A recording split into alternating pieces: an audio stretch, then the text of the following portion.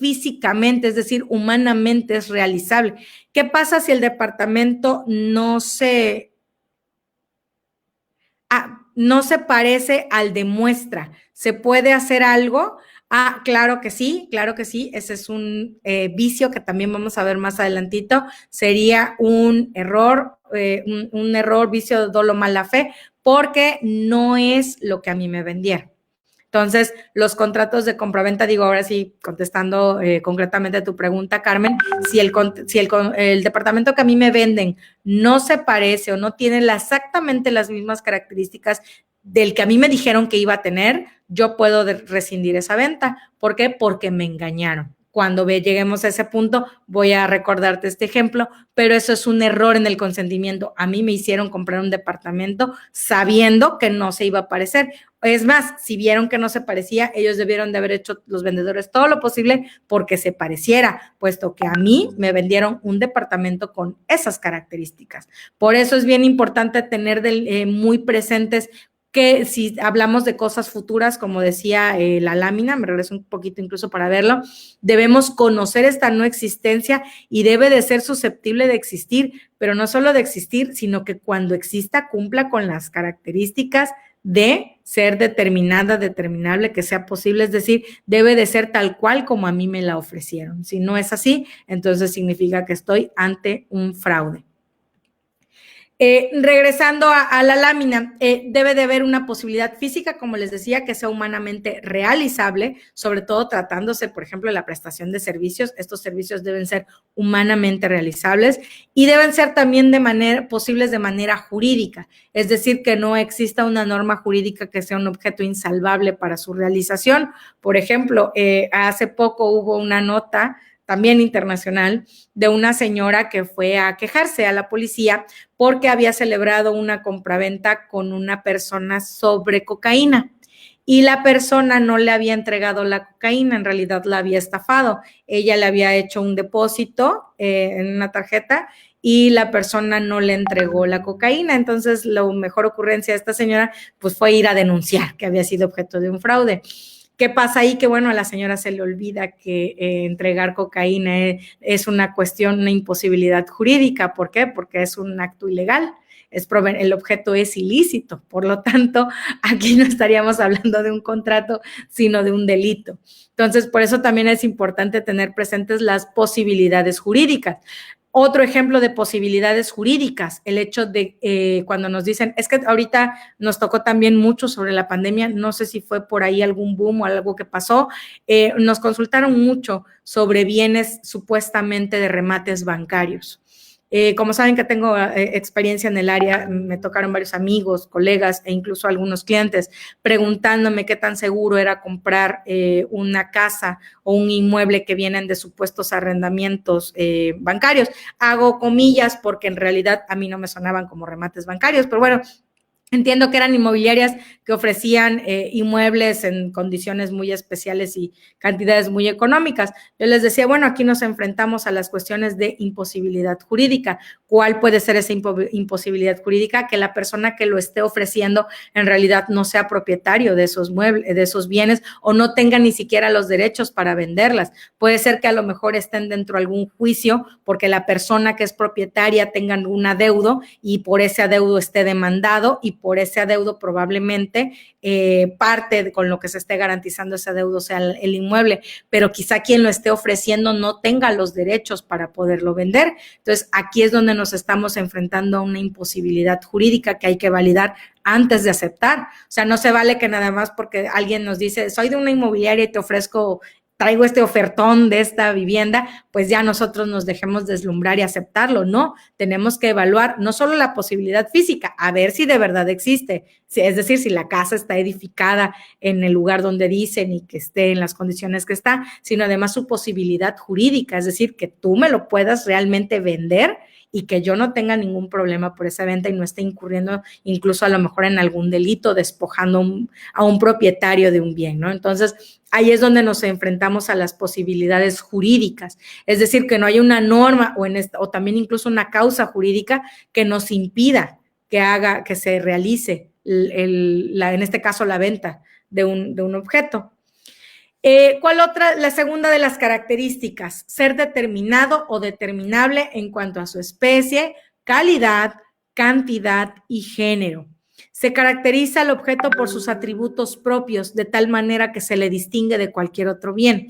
Vuelvo al tema del vaso. Yo vendo este vaso, es color rojo, tiene capacidad de 750 mililitros, tiene tapa azul, tiene el emblema de Wonder Woman, está vacío, es nuevo, viene en empaque cerrado. Esos son sus atributos propios. ¿Por qué son atributos propios de este bien? Porque eso me va a hacer distinguirlo de cualquier otro vaso que yo esté vendiendo. A lo mejor puedo tener otros vasos en similares características, pero el que yo estoy vendiendo es este. Y como estoy vendiendo este, lo que tengo que hacer es determinarlo lo más posible, es decir, describirlo con todos sus atributos.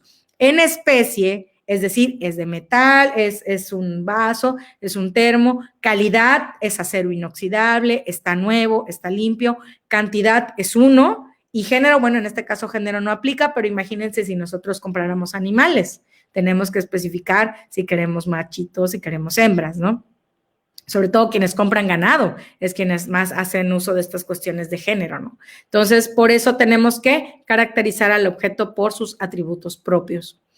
Tiene que ser algo que esté en el comercio, tiene que ser algo que nosotros podemos comprar, es decir, nos dice el 747, el Código Civil, pueden ser objeto de apropiación todas las cosas que no estén excluidas del comercio. Y nos dice el 748, las cosas pueden estar fuera del comercio por su naturaleza o por disposición de la ley. Es decir, si hay una ley, como les decía hace rato, una cuestión legal que impida que a mí me vendan un inmueble, pues bueno, estará totalmente fuera del comercio y el hecho de que alguien me lo quiera vender, pues estaríamos hablando de un fraude. ¿Qué nos dice el 749? Que también, ¿cuáles son las que están fuera del comercio? Las que no puedan ser poseídas por algún individuo exclusivamente y por disposición de la ley, las que ella declara irreductibles a propiedad particular. Por eso les decía, en México nadie puede vender la luna, ni el sol, ni las estrellas. Otros países lo han podido hacer porque, les repito, sus sistemas jurídicos son bastante más amplios y a lo mejor permiten por ahí el recoveco de hacer una interpretación que permita hacerlo. Si les van a cumplir el objeto del contrato, no podría decírselos. Al menos en México contamos con el 749, que nos dice claramente que las cosas que están fuera del comercio por su naturaleza son las que no pueden ser poseídas por algún individuo exclusivamente. Por ejemplo, el caso que platicábamos del sol.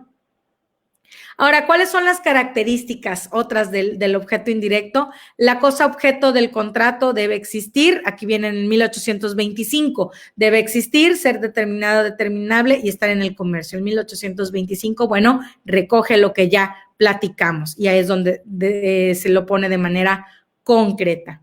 Hasta aquí llegamos a la parte del objeto. ¿Alguien tiene alguna duda?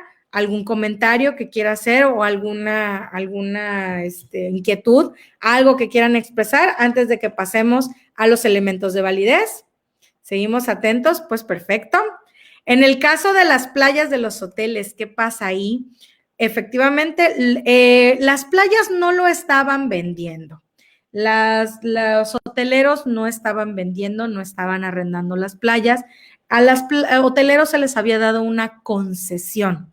Era a través de concesiones como venían actuando, es un contrato celebrado entre el Estado mexicano y determinadas cadenas de hoteles que para lograr una mejor colocación del turismo, tuvieron estas concesiones para que al menos los espacios de playa que ellos ocupan o que abarcan el espacio del complejo del hotel estuviera a su cargo, es decir, ellos se encargarían de limpiarlo, ellos se encargarían de mantenerlo, ellos no eran propietarios, solo lo usaban, esta concesión era para usarlo, pero a la vez pues ofertaban a los clientes, a sus huéspedes, mejor dicho, el poder utilizar de manera privada estos espacios. ¿Qué pasó? Que pues como toda costumbre se vuelve ley, pues bueno, ciertos hoteleros realmente abusaron de este hecho, Si bien la concesión les permitía dar cierta preferencia de ocupación a sus huéspedes, pues bueno, no faltaron los hoteleros, algunos no me dejarán mentir, lo habrán visto sobre todo en Cancún, que es donde más se dieron estos hechos, donde ya definitivamente eran playas totalmente privadas, en donde no se podía ni siquiera caminar, no podía uno avanzar por esos tramos sin importar nada. Se encargaron de cerrarlos, aun cuando tengo entendido que las concesiones no preveían eso.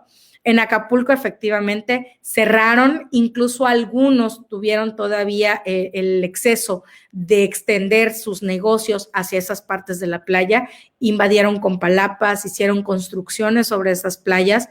Y pues bueno, como dicen en México, no podemos tener nada bonito porque abusamos, así fue. Ese fue el tema de las concesiones. Ahorita, pues bueno, no, a lo mejor no coincido con la prohibición total, porque realmente esta prohibición, y eso lo digo a título personal, creo que no va a ser productiva en el sentido de que, bueno, si el sector privado podía encargarse un poco más de hacer la limpieza y el mantenimiento de esos tramos de playa, pues ahorita ya no lo van a hacer, tendría que ser a través del gobierno federal quien lo haga. Desconozco si el gobierno federal ya tiene presupuestada una partida para eso. Quiero imaginar que sí, donde están haciendo esta prohibición es porque ya saben que esta obligación va a pasar totalmente a ellos, pero bueno, deriva de eso, eran concesiones que se habían dado, ahorita entiendo que ya van a quedar prohibidas, por lo tanto ya todas las playas van a ser públicas sin importar qué complejo hotelero las tenga en colindancia. Por lo tanto, pues ahora sí, todos vamos a poder ocupar esas playas y la limpieza y el mantenimiento de las mismas, pues sí tendrá que ser ahora a cargo del gobierno federal, cosa que no venía pasando. ¿Qué podría pasar? Pues podrían pasar muchas cosas. La primera, van a estar las playas un poco más congestionadas, van a estar quizá un poco más contaminadas porque va a haber un poco menos de control.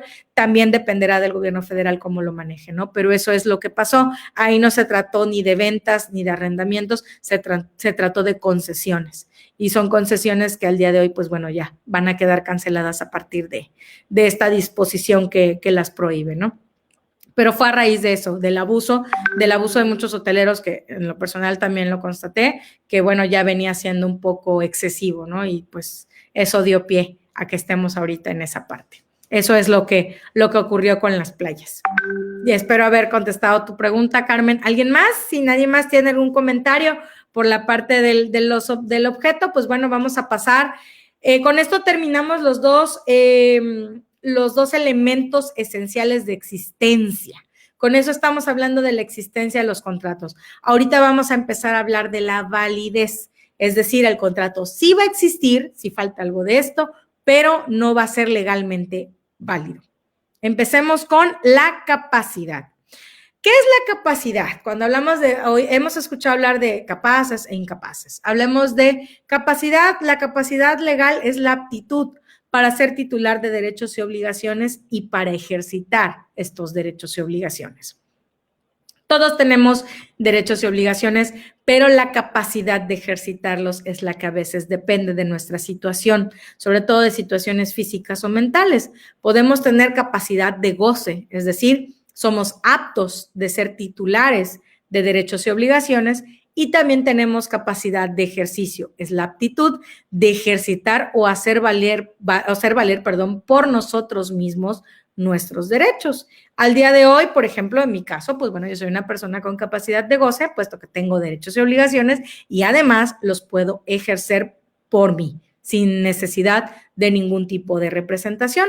Entonces, yo soy alguien que en este momento goza de ambas capacidades. ¿Cuál sería a contrario sensu cuando estamos hablando de incapacidad de goce? Pues bueno, existe incapacidad de goce cuando un derecho concedido a la generalidad de las personas les es negado a cierta categoría de ellas o a determinada persona. El ejemplo más común, los reos, las personas que están sujetas a proceso o que están condenadas por algún tipo de delito, pierden sus derechos civiles y políticos mientras estén privados de su libertad. Ahí estamos hablando de una incapacidad de goce. Y aún así existen excepciones, porque ustedes habrán visto que se celebran bodas en los reclusorios, entonces sí hay, es muy, pues ahora sí con ciertas libertades, esta incapacidad, aun cuando se les condena y dice que se les suspenden sus derechos civiles y políticos. Sí se pueden casar, algo que no pueden hacer es votar ni ser votados, es decir, ellos no pueden ni ejercer el voto, ni pueden ser susceptibles de que alguien vote por ellos para un cargo público. Entonces, ahí estamos hablando de una incapacidad de goce. ¿Cuál es la incapacidad de ejercicio? La persona se encuentra imposibilitada para comunicar su voluntad y que ésta sirva como soporte jurídico. Cuando nos encontramos en la incapacidad de ejercicio, los menores de edad. Los menores de edad no pueden actuar por sí mismos para ciertos trámites. Los menores de edad no pueden casarse y hasta eso de determinada edad pueden hacerlo, pero con el consentimiento expreso de sus padres. Los menores de edad no pueden trabajar y cuando lo hacen también es con ciertas excepciones. Entonces, tienen incapacidad de ejercicio. También las personas que sufren algún tipo de discapacidad mental, que se encuentran afectados en alguna de sus capacidades, o las personas que por su avanzada edad también ya no se encuentran al 100% de sus facultades. Ahí es donde nos encontramos con la incapacidad de ejercicio. Es decir, ellos son susceptibles de tener derechos, tienen derechos, pueden ser propietarios de bienes, pero no pueden ejercitarlos, es decir, no pueden vender, no pueden arrendar, no pueden hacerlos por sí. Es ahí donde necesitan un representante legal que es el que actúe por ellos y que comunique esa voluntad. Por esa razón, por ejemplo, nosotros no podríamos celebrar un contrato de compraventa con un niño de 5 años. ¿Por qué? Porque aunque tiene capacidad de goce, porque puede ser que el niño sea titular, porque a lo mejor alguien le heredó una casa, alguien compró esa casa a su nombre, el niño por sí solo no lo puede vender. El niño debe de actuar, en este caso a través de un tutor, que serían sus padres, o a falta de sus padres, algún otro familiar, para que ejerza de tutor y a través del tutor